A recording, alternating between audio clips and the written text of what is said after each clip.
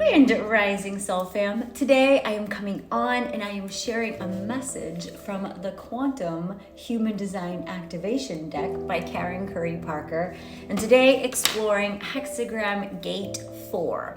In the Gene Keys, this is the shadow of intolerance, the gift of understanding, and the divine expression of forgiveness. In the Tao, this is the hexagram of youthful folly. And according to Karen Curry Parker, this is the gate of possibility. You can see it there on the old noggin on the body graph. And let's drop in for a moment and see what it has to say. Invitation for some pause and contemplation today. Recognizing that when we are contemplating this, the opportunity may come up for us to learn to embrace ideas as possibilities, not answers, and to let the power of the possibility stimulate the imagination as a way of calibrating the emotions of the heart and the heart. This gate teaches us the power of learning to wait and see which possibility actually manifests into the physical world and to experiment with options in response. This gate also teaches us not to be doubtful if the idea isn't manifesting immediately or to doubt inward if you can't figure out how to make this idea a reality. The mastery opportunity while contemplating this gate of possibility is the ability to experience an idea as a possibility, to learn to use the idea as a seed for the imagination, and to use the imagination to create an emotional response, which then calibrates the heart and attracts experiences and opportunities that match that possibility into your life. This is how we manifest with the like vibration. In an unbalanced expression, this shows up as self-doubt and fear that you have an idea that you can't figure out. The pressure to try to share or implement the idea before it has had time to seed the manifestation. This is also acting too soon without waiting for the right timing.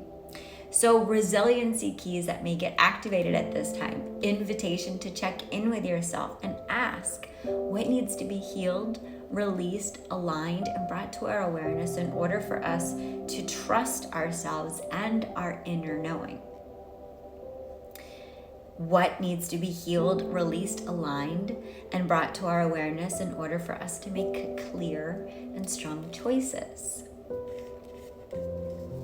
Some affirmations we might want to play with. It says, I'm tuned into the cosmic flow of possibility. I'm inspired about exploring new possibilities and potentials. I use the power of my thoughts to stretch the limits of what is known and engage my imagination to explore the potential of the unknown. Further contemplations, you may like to save this and come back to it, or place a hand over your heart and check in, or, bring out a journal and a pen and see what comes up. Number 1, what ideas do I have right now that need me to nurture and activate them?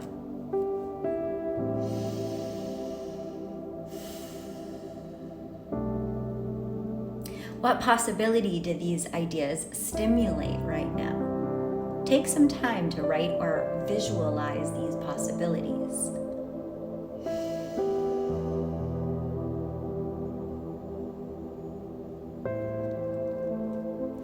Number 3, am I comfortable with waiting? What can I do to increase my patience and curiosity?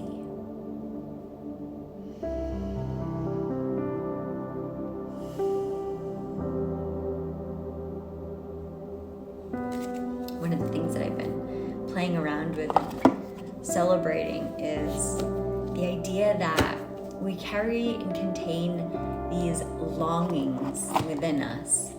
So I've been asking myself, how do I create oneness around this longing, which is to say, how do I shorten the feeling of being without?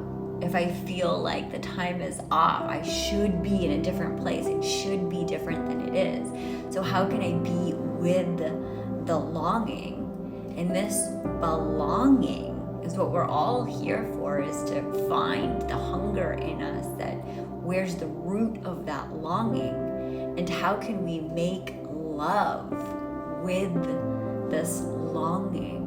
So we always have this frequency available to make love or to make war, which is to say to create or to destroy. So if we're in the longing, we're sensing some sort of separation. So if we're sensing a separation, and we are here generators of love, in that false sense of separation, how can we make love, generating more love into the space, being the longing? This is the tantric experience of the beloved being the lover, the poles uniting, as we've just seen on our planet, as above, so below. So be the longing. And in this passage of Christ consciousness that's available on our planet now, we have this gift of tolerating humanity, accepting humanity, recognizing that everything that we judge will be reflected back to us until we no longer judge it. So instead of judging, if we can hold that container, that access, that Christ consciousness of understanding, we can get to be with empathy instead of with judgment, as the Buddha taught us, as Christ taught us, as Yeshua shared with us. This is to say, we are love, so we emit love. So I understand, I understand, I empathize.